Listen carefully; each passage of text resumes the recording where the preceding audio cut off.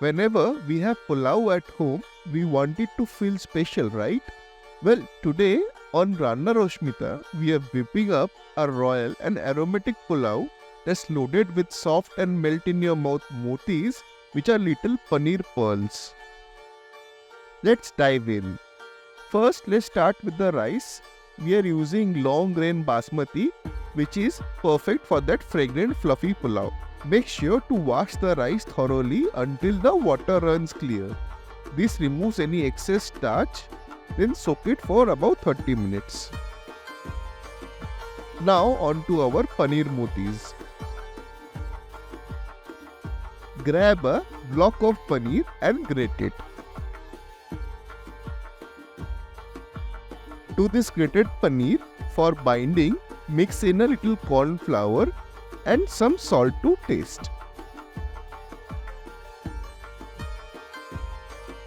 Give it a good mix until the mixture comes together when pressed.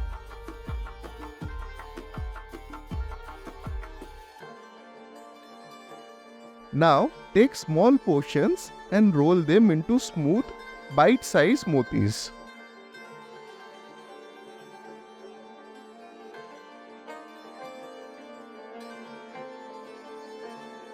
Once they are ready, deep fry them in refined oil on medium heat until golden and crispy on the outside and still soft inside.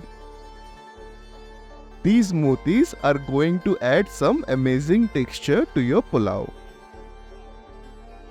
Then switch off the heat, toss in a handful of cashews and fry them on the residual heat until they are golden brown and crunchy. Time to move on to the main event, the pulao. Heat up some ghee in a deep pan. Once it melts, toss in your whole spices like cumin seeds, black cardamom, black peppercorns, cloves, a little ginger paste, and a pinch of turmeric powder for color. Fry them until they are super fragrant and the spices infuse with the ghee. The aroma at this point is pure magic. Next, add your soaked and drained rice. Gently saute the rice with the spices so it soaks up all those rich flavors and prevents the rice from sticking. Now, for an extra layer of richness, add a cup of milk along with a cup of water. This is just the right amount of liquid to cook the rice perfectly.